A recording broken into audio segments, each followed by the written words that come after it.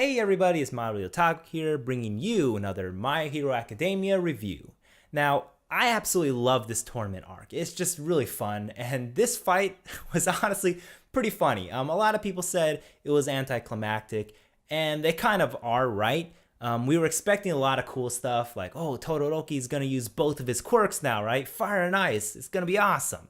But it doesn't happen, and it really shows that mental trauma isn't something that's really easy to get rid of. In the previous episodes, Midoriya was able to talk Todoroki into using both of his quirks, and in that moment, as he explained later, he totally forgot about the bad things that happened with his dad, and that's how, just for a slight moment, he was able to get over his trauma. But again, they're trying to be realistic here. You don't suddenly just have one conversation and you're just trauma free. And Bakugo's reaction to this whole thing was just priceless. Honestly, initially I didn't really like Bakugo, to be honest, because he just seemed like a stereotypical bully. He was just being mean to Deku for no reason. But eventually, as I see more of him in more episodes, like, I start to like him. He's actually a pretty funny character. And this episode totally brings him up a few notches in my book. And we get to see like how he fights and why he fights. Like in the previous episodes, he starts fighting smarter. He notices his enemy's weakness. He's much more perceptive of what's going on. He uses his quirk more efficiently, like to dodge Todoroki's ice and grabs and all that. And we see that he's not interested in a half-assed fight. He doesn't want like a hollow victory. He wants to fight against someone who's like going at them with their full power and at their strongest. I feel like that's really honorable.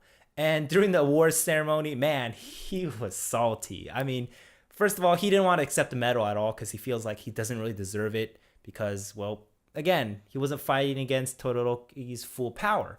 And I feel like there's also a little bit of resentment from him because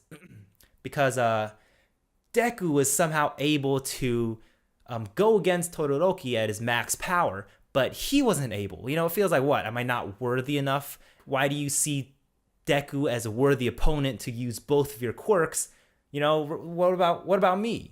So that was pretty interesting. And now we go over to Ida's brother, Tensei, and it's a really heartbreaking scene. Just to see his brother, laying in a hospital like that. He's not dead. That's good, but I feel like his hero career is gonna be permanently affected from the trauma. And it's such a blow to both of these brothers because, Ida looks up to his older brother, and, if you're in that kind of relationship, right, that kind of dynamic with your brother, you view him as indestructible, someone to look up to, kind of like how Deku looks up to All Might, right? Can you imagine Deku's reaction if All Might was beaten in the first season, right? That would be a horrible blow to his psyche. But at the same time, I did wonder what would happen if All Might did die in that encounter.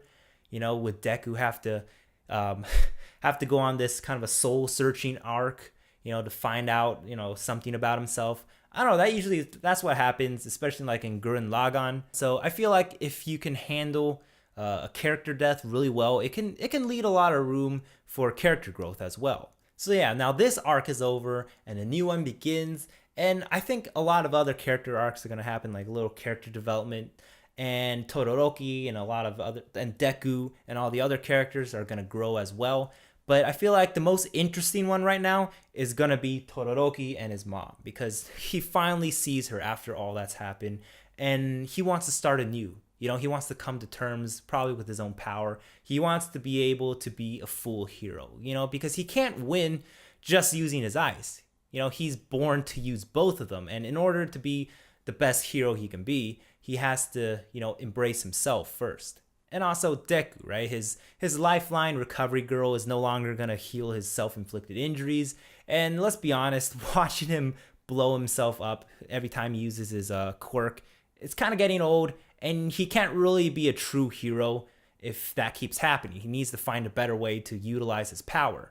So I thoroughly enjoyed the tournament arc. Let's be honest. I mean, watching all these characters fight, that's a really exciting thing. Let's be honest. Like the little fanboy in me just gets really hyped every time I hear of tournament arc because it's just gonna be fun. And it's surprising because this time it didn't really get interrupted. I thought, you know, the hero killer Stain would come in, or like the League of Villains would just interrupt, kind of like what a lot of shonen anime does. I remember did Naruto even finish their their tournament? I don't know. I remember, was it Gaara went crazy and all that, but yeah, you know, this was really nice. It was a good arc, and I'm looking forward to the other one. So yeah, what did you guys think about this arc? Let me know in the comments down below. And as always, thanks for watching, and I will see you next time.